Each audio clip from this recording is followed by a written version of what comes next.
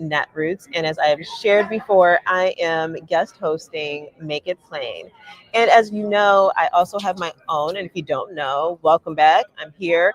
I also have my own podcast called The Conflict Whisperer. But I am here at Netroots Nation 2025. Oh, I love it here. This is a conference for, I would say, progressives, for liberals, For the people. for the people, even though today I got cussed out for being a Democrat. Cussed out by who? Somebody in line for food. Maybe they were a little hangry. I don't know. Were they? Was it someone who's progressive who was disenchanted with the Democrats, or was it a right-winger? They are a little disenchanted. They're Okay. Yeah, they're unhappy. They're not alone. They're not alone. I mean, I'm an unhappy Democrat too, but I'm not like gonna cuss people out for being a Democrat. They might have been hangry. I think they were hangry. These conferences do encourage starvation Yeah. at various points. Well, I am here with Adam Green, the co-founder of Bold Progressives. BoldProgressives.org. Check us out. BoldProgressives.org. Progressive Change Campaign Committee. With the Progressive Change Campaign Committee. And I'm saying that all again, just to make sure I remember and to ensure that, you guys can hear and follow through. And so, Adam Green, welcome to Make It Plain. How are you? Thank you for your welcome. And I'm doing okay in these crazy times. Yeah. What made you want to come to Netroots this year? So I was at some of the original conferences when they were called Yearly Coasts. Okay, I've never heard that name before. Yeah, it's like Daily Coast, Yearly Coast. Okay. And this is just a bunch of good people convening in a way that, there's a lot of people you know of or meet who you want to talk to, and this actually just forces you to have the brain space to have real conversations. True. In our busy world. So I really savor the opportunity, just less than panels, just walking the hallways and seeing people and having conversations, meeting new people. And I always leave this conference with new ideas on how to kind of focus on the world and new collaborations. That's why I'm here. I was also here for a panel about the billionaires, taking on the billionaires, fixing a broken Democratic Party so that we can not get outflanked by Trump, but rather take the economic populist fight to Trump and the right and win back voters that should be ours who are working class. So I just want to say that panel, I was re-energized. Okay. Who was the moderator? You were. Oh, that's right. Adam, there we go. He was the moderator, okay. You guys. And let me tell you something. It was really funny because I was sitting in the front row and I kept leaning over to my girlfriend, like, what's his name? He didn't have any, there was nothing telling us what his name was. And I was like, is he in hiding? Because it was live streamed. So you guys can go back and watch that if you'd like. But we were like, who is this man? He's doing a great job. Oh, thank you. But I will say this. Give me a placard. I'm in Atlanta. We don't have a lot of conversation around the billionaires, right? We know what we're suffering through. We know housing affordability is an issue. We know that economics is such a challenge just to live, just to breathe. It seems like just to have the lights on right now, it's so much of a challenge. And then me walking in and sitting down and hear you guys talking about, listen, there's actually people at the top, and it's also a historical thing too. So how did you get into this kind of conversation or thought process? We need to really be attacking the oligarchs and the billionaires in regards to what it is that they're doing. Yeah. Well, I'll tell you my origin story, but also I have so many questions for you. I really want to talk about Reverend Warnock and talk about some stuff. Oh God. Okay. So I just have questions. But my first big campaign was actually a wonderful year in South Dakota. Okay. Back in a yesteryear when we had 4 Democrats representing South Dakota as senators, or South Dakota and North Dakota as senators. Yes. Okay. And I was working for a guy named Tim Johnson in a horrible election year for Democrats that we ended up winning by 524 votes because a bunch of evangelical, pro-gun, never voted Democrat in their life, farmers and ranchers were willing to cross party lines when someone was sticking up for their family farms against big ag monopolies that wanted to gobble them up. Oh, wow. And they were willing to prioritize their family's economic interests, land that had been in their family for generations, a point of pride for their family, above some of the cultural divide issues that Republicans were stoking. And that said to me, especially in red and purple areas, we need to lean harder into economic populism, calling out the big corporations that are trying to hurt your family. And we've seen that over the years. That's how, a lot of people win, even in Trump districts, as Democrats, because they're the ones saying, I'm going to raise taxes on billionaires. I will stop corporate price gouging at the grocery store. And they're not getting kind of, drawn into debates about things that Republicans want to be debating about. So that's kind of the origin. But, one thing we talked about in the panel was kind of gut level populists, not just people who say the right things, but who really believe it, drip it, ooze it authentically. Right, correctly. Yeah. And, I told you in the panel about Nebraska race last cycle where this guy named Dan Osborne, just the union person who outperformed Kamala Harris by 14 points. Yeah, and that's shocking. Yeah. Right. But part of that conversation that we were discussing in the panel, right, was discussing was the art of storytelling in Democratic politics, which we are not storytellers, not everybody. I just want to be not everyone's are storytellers, because there's a lot of consultants out there. There's a lot of people out here who help candidates, but they're not skilled at really grasping and gaining and holding on to the stories and sharing the stories that come from the population. Yep. Why do you think that is?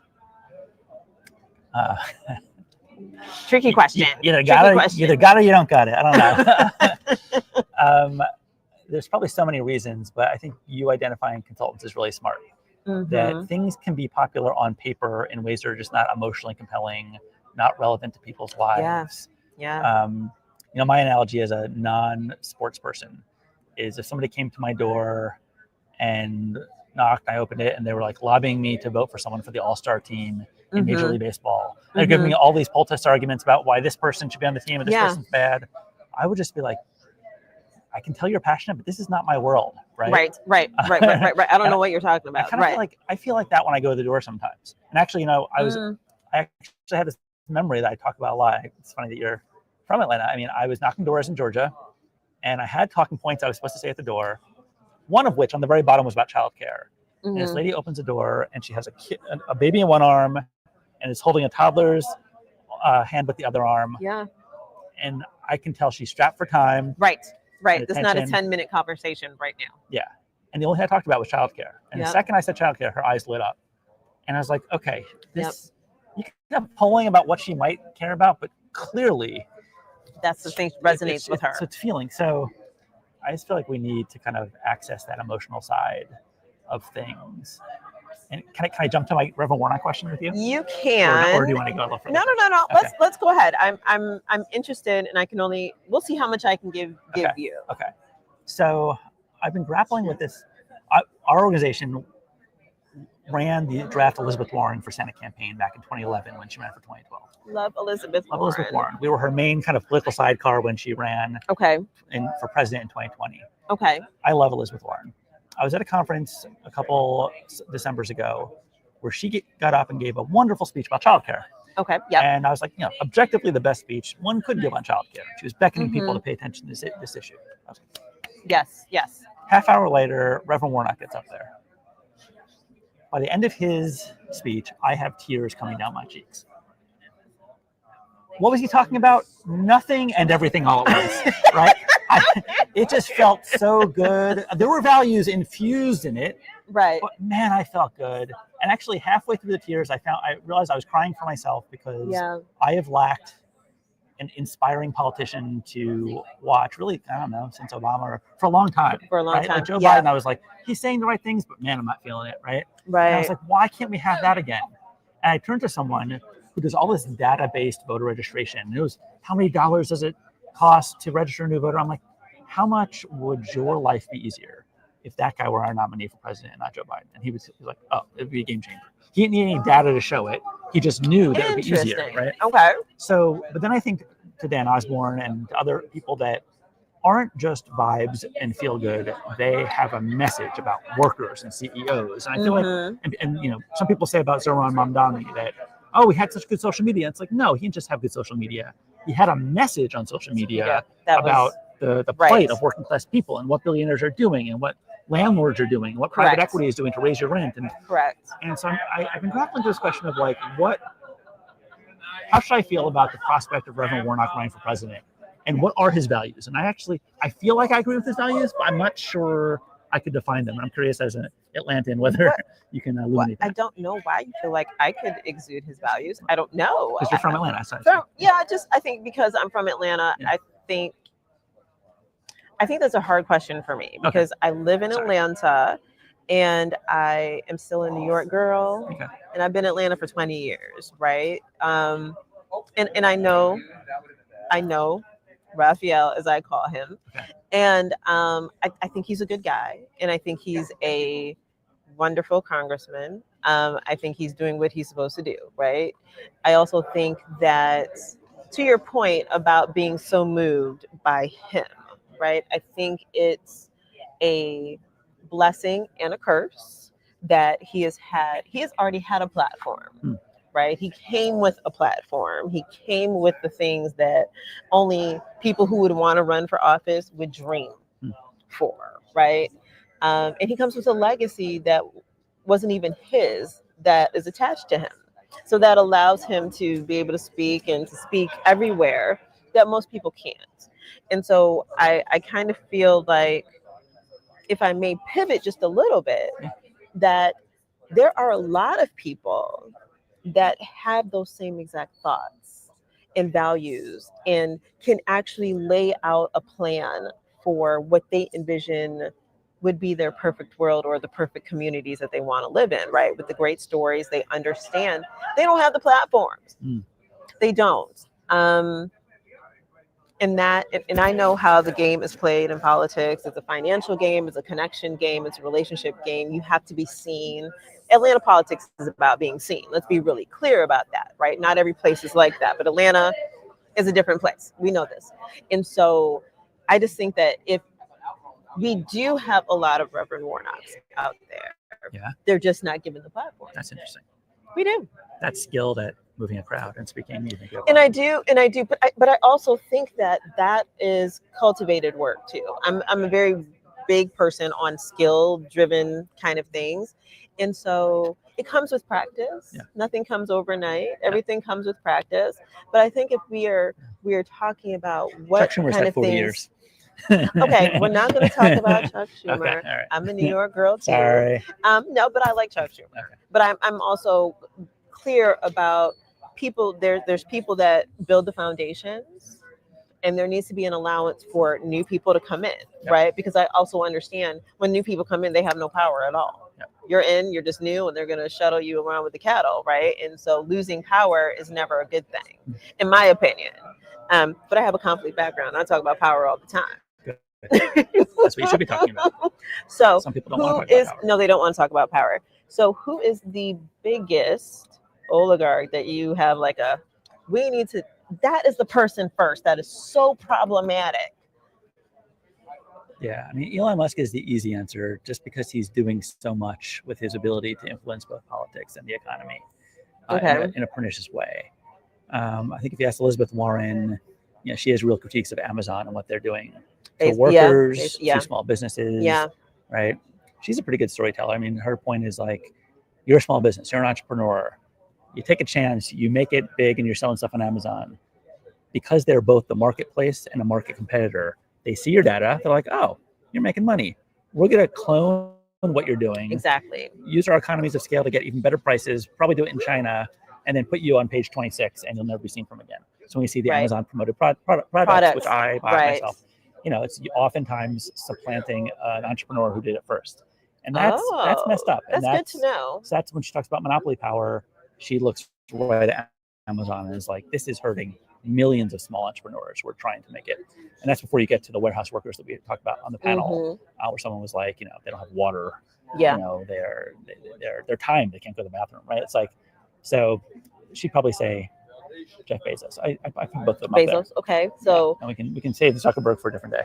So right. Yeah. So as someone who is a co-founder of an organization, right? I'm a political consultant. Yeah. What advice would you give me looking at midterms, looking at 2028? What would you say, Kadada, as a consultant with your candidates, this is what you need to be doing? Okay. I actually do have one thought on this. Yes. So one thing we talked about on this panel was authenticity. People speaking from the gut. I recently helped a friend of mine get a campaign off the ground. And the first thing I did was arrange a few interviews with reporters. And I taped each one. And then I showed them their own words. And was like, this was beautiful.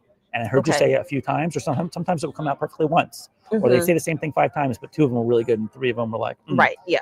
And it's like, when you said this, it was so from the heart, and I got it. I got the story you were telling. Let's say that again. And I would make sure that stuff was in the poll. What I find with a lot of consultants is they're like, oh, I've done 1 million races. I've seen this work in 20 other races. Here's your copy and paste thing. And then a candidate's like, oh, no, what? No, say what now? Say what now? Right. Okay. Yeah. Oh, yeah, I'll repeat that. But it's not authentic. And it's just, I feel like you got to start with the authenticity. And there's so many ways of telling a story, like powerful versus powerless can be said in so many ways. Correct. And like a shop steward talking about their workers will talk about it differently than Elizabeth Warren talking about small business people. Correct. We'll talk about it differently than this farmer. But it's all a story about power. And therefore, you could poll power and give it to a farmer who's running for office. Right. Or you could go, tell your story. I'm going to write it down and help you develop it. I would just start from the bottom up and the person out, as opposed to ephemeral stuff up here and try to transplant it. What do you think? I like that. How does that work with how you do it? I do it that way anyway. That's my technique. I don't know about anyone else, but I have a coaching background, right? I believe in the entirety of the person. I'm not going to put you out there and make you look stupid. Like I don't, or it doesn't even sound correct. Like it's just like a talking head. I don't even like, I would say Democrats have a 15-point bullet point like checklist that they feel like they have to check. And I'm like, it's not working anymore. Yeah. So in closing, what do you tell the world? Are we live? I thought this was all a pre-interview. It is. Are we live right now? Yeah, we're live. Oh, amazing. Okay. So silly. I call it Hannah just rolled her eyes. I saw. I was like, all right, well, it's all good. But see, we're doing it authentically. There we go. What advice would you give to communities, voters who have left, who are like, listen, I am so tired. Voter fatigue is real. What do you do? What are your words of advice for them to re-engage? So, when our organization got off the ground at boldprogressives.org about 16 years ago, it's funny, we kind of put up the shingle and we're like, we're going to support progressive candidates, give them infrastructure to know how to run campaigns. Hannah Riddle does our candidate training and endorsements. Yes, Hannah. And several thousand people joined us with that mission. But when we got involved in the healthcare fight during the Obama years, and we were one of the main organizations pushing for a public option to compete head-to-head in the marketplace against private insurance, that's when we ballooned to hundreds of thousands of people. And my advice both to candidates and community groups would be, pick a fight, ideally locally, that's winnable, that people get, and that can build reputations of local leaders. And in this day I like that. of Trump, where it feels like you're banging your head against a wall, get some instant gratification. Pick a fight race against someone who's doing something so dumb and so unpopular that you can beat them. Right. Yeah. And make them cave. That's good strategy. Right? Yeah. And then you've engaged hundreds of people, thousands of people and you're a leader. Right. And whether you want to transplant that to the next fight or transfer that to the next fight or into a run for office, I think what you said about Reverend Warnock was so head on the nose. Head on the nose? I think so. That's what we're going to claim it. Hammer on the nail. Like, he had a reputation. He had a platform. And therefore, people trusted him when he ran. Yeah. And I find it weird when people come out of nowhere to run for office for the first time, having not built a movement. Oh, yeah. And no one knows your name. No one knows your name.